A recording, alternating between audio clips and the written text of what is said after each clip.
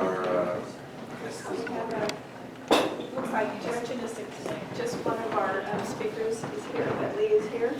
And we're going to talk about the canopy project at the Sequoia Park Zoo. It's really exciting. Leigh has been around Humboldt for a long time, and I'm just going to put some highlights. She and her husband and her daughter live in Manila, and they've been in Humboldt County since 1991. Leigh became involved with the Sequoia Zoo Foundation. She helped establish it in 2004, and that's why she's so involved with this project. And I'm going to have Leigh come on up and talk about it too.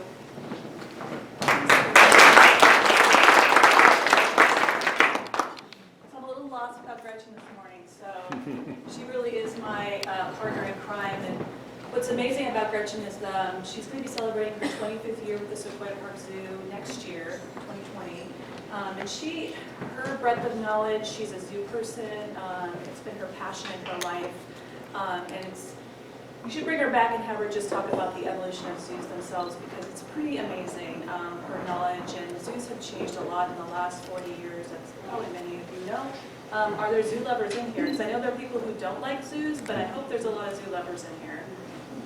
Yeah, and who's been to our zoo?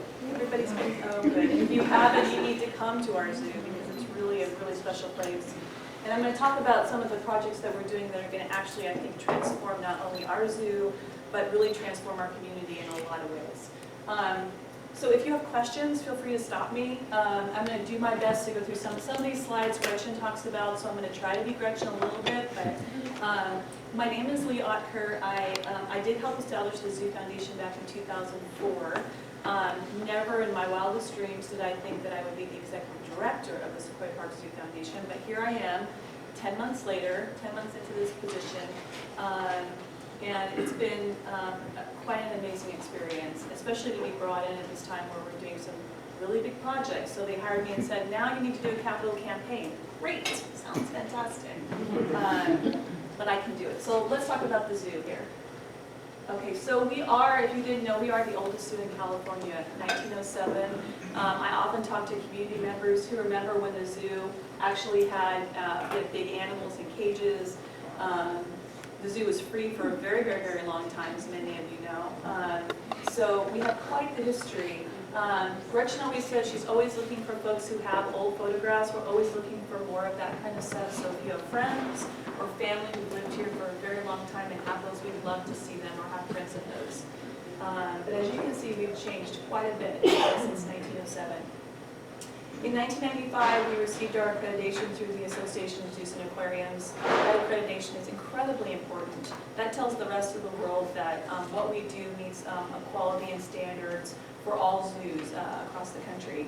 I just attended my first conference in New Orleans of the AZA, and while we're considered a very small zoo, there's very large zoos there.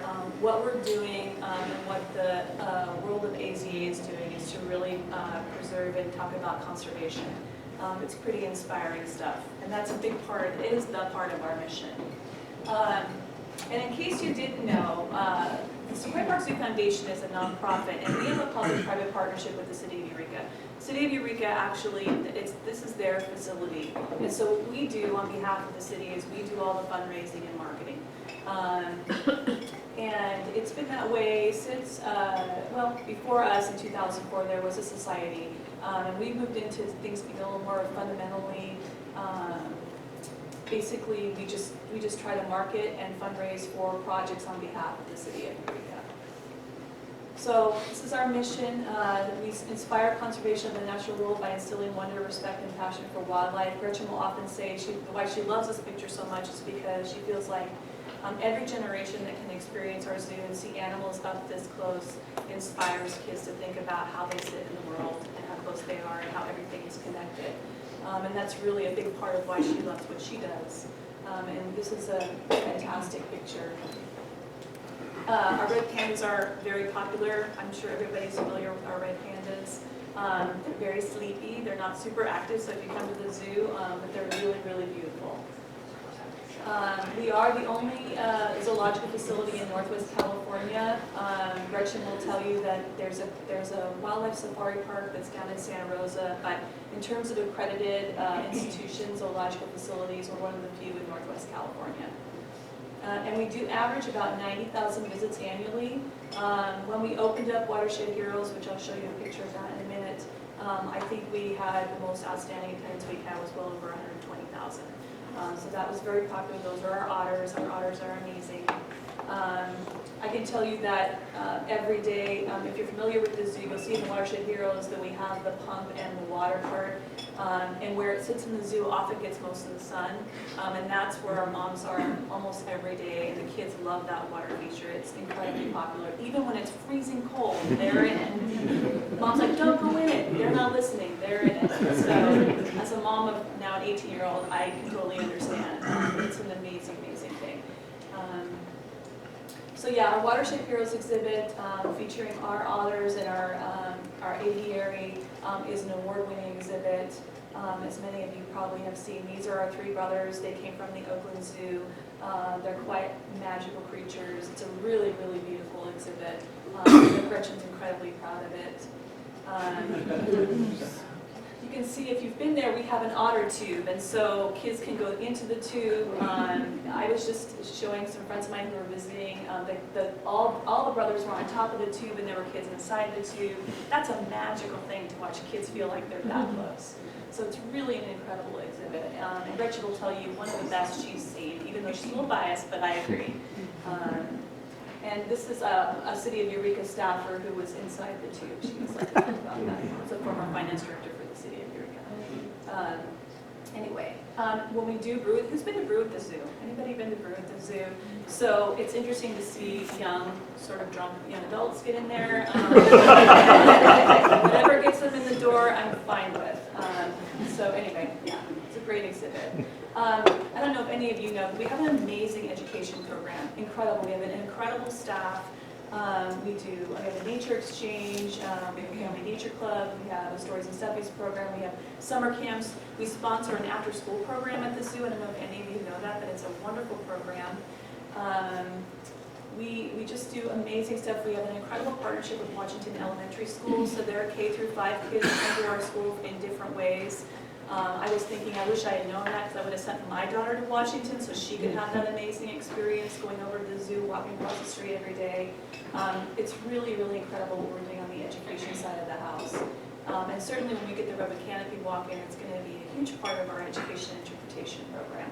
So I love our education staff. They're really amazing people and they absolutely love what they do. So this is, we just actually finished this in partnership with Greenway Partners. This is a view of our new master plan.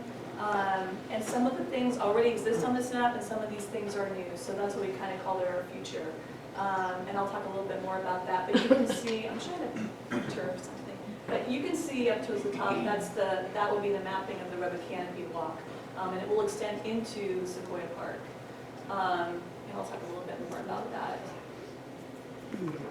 So this is one of our renderings. This is going to be what we feel like is going to be the highest point in the park on the Redwood Canopy Walk. The highest point will be 100 feet high.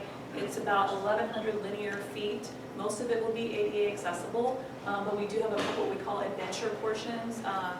So that will be part of it. The adventure portion will be a catenary style kind of bridge, so it'll be a little more movement to it. Which is great, I guess, for some people. That's great. And I will talk about, I'm sure some of you have heard that the Trees of Mystery is building a Redwood Canopy Trail. Completely different than what we're doing. And we still really boast about the uniqueness of this project in that it sits in a zoo. It is ADA accessible, it'll be a lot longer. And I'll also talk about these are one of the many platforms we'll have on this. This holds quite a few people. We're doing a lot of interpretation and education on these platforms, but that's an example of what one of them will actually look like. And why I talk about the uniqueness of the Canopy Walk is because as part of this project, the foundation is going to be raising money to put in the first part of our native predator zone, which is our bear coyote exhibit. So it will be adjacent to the Canopy Walk and part of our interpretation. We're really, really excited to get this funded as part of the Canopy Walk experience. One thing I'm going to show you here that we're starting to work on as well is on this edge right here, as you can see, we're actually thinking about building an interpretive center. In the interpretive center, we're starting to work on the concept of that right now. We have a lot of enthusiasm from a local donor who wants to help us figure out that part. We're going to talk about the history of not only the coast redwoods and ecology, but we're going to talk about the history of our timber industry and what that has meant to our community and region. So we're thinking this interpretive center, and we're also going to talk about Native peoples as part of that interpretive center experience. So that will be adjacent to all of this, and we're really selling it as one vision for this project. We're going to have bears and coyotes, is that what? Yeah, they can, yeah, and they'll have it. What's that? No, I mean, it looks like they should be able to get out of that. No, they can't. So, I moved away from there. the way the exhibit's going to work is that there'll be like a barrier in between, so that because it'll be part of the natural area of the park that'll come out. If anybody's been to the zoo, that we have a nature play area. Is anybody familiar with the nature play areas towards the back? That's where all of that's going to move into the park. So we're going to push out part of the zoo into the Sequoia Park to accommodate this. But no, they can't get out. So now I'm sad. We love the coyote. This is a view from, we have the launch deck part of the canopy. As you come up onto the actual canopy walk, the way we've engineered it, in order for us to get up high enough, there's quite a bit of what we're calling launch deck up into the canopy walk itself. So this is part of what that will look like. You'll be able to go down into the bear coyote exhibit as part of that. We're also hoping to build a boardwalk in between the two exhibits. And then this is the other part of our native predator zone will be a mountain lion exhibit. We're not quite ready to get there, but I know Gretchen loves this rendering because it's really amazing what we're talking about doing with this part of the mountain lion exhibit. I love these kids in the front. They look so excited.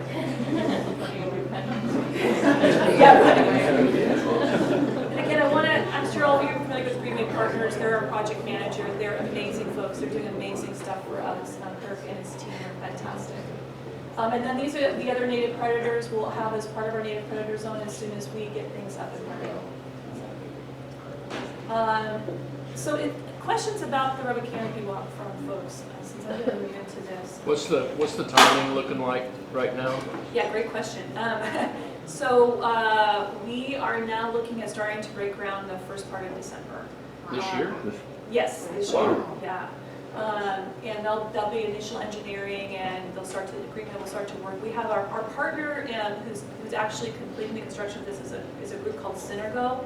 This is what they do. They build this kind of stuff. So we've been working with them for the past year and a half to engineer this very complicated project. There's nothing like it.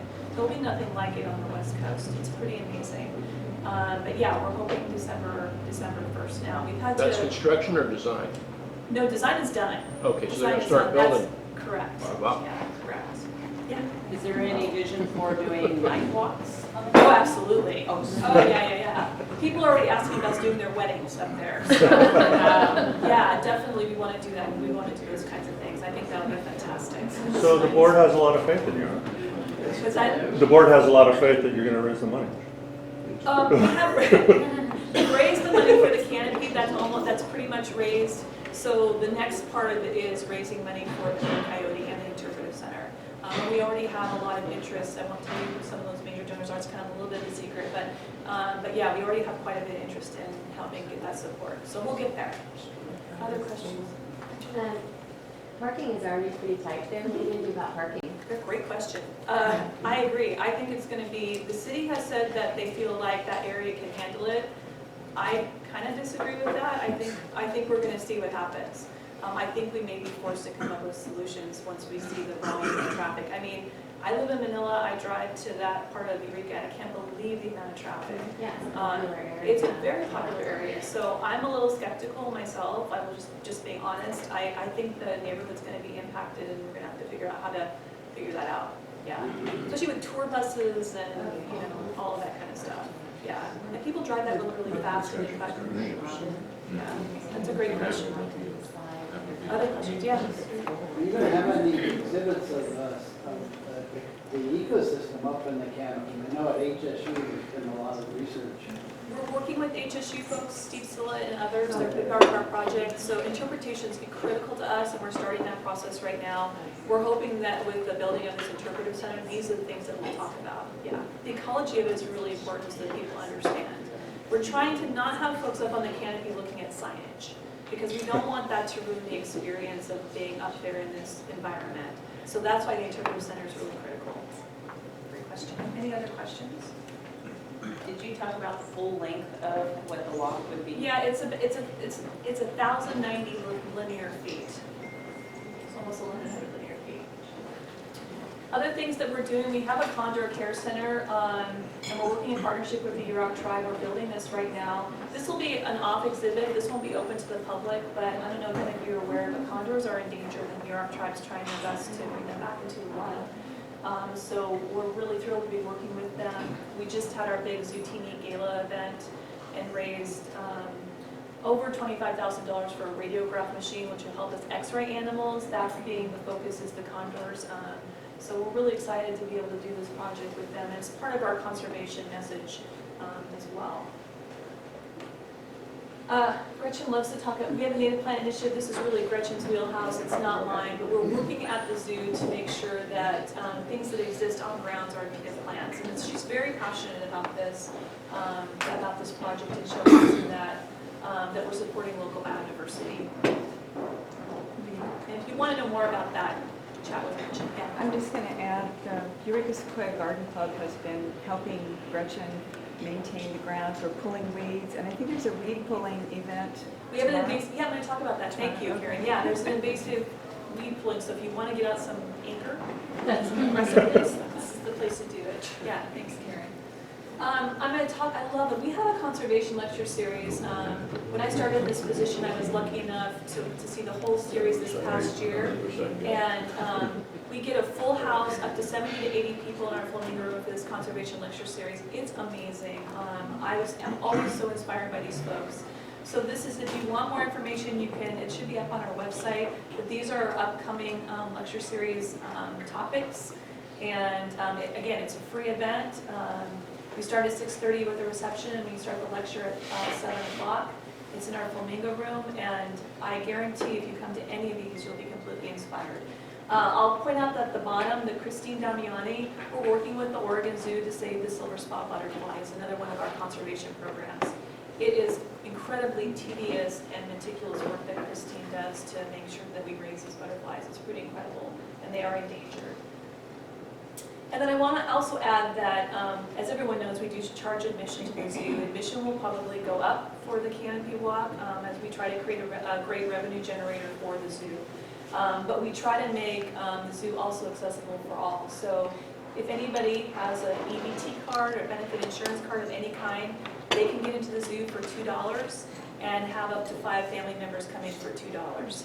So any folks who work in our social service programs, we're trying to really get the word out that if you have any kind of benefit insurance card, CalFresh, that if you show that at the ticket booth with your ID, you're guaranteed to get in for $2 and up to 5 family members.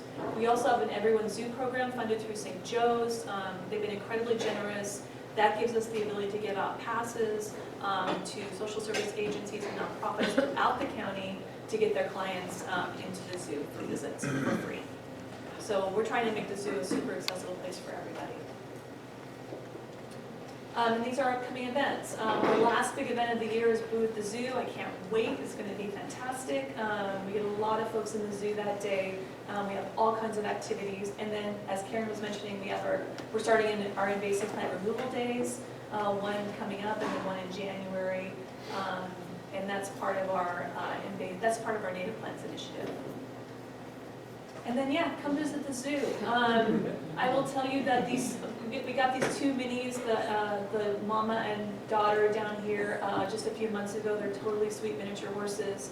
Our raccoons are incredibly popular, raccoons of all things. They're super popular, we have two of them. They have a genetic disorder, so they're a little off, but they're so adorable. And they get so much attention. They're in our boundary area. The kids absolutely love them. I think they're adorable. They do the craziest things. They are special needs raccoons. But they're super sweet. And again, they were a rescue. We do that. We often have rescued animals in our zoo as part of what we do, but they're really sweet. Anyway, so that's our zoo. And if you have any questions or if you want to reach me afterwards with other questions about the projects we're doing, the fundraising we're doing, happy to get in touch with you. I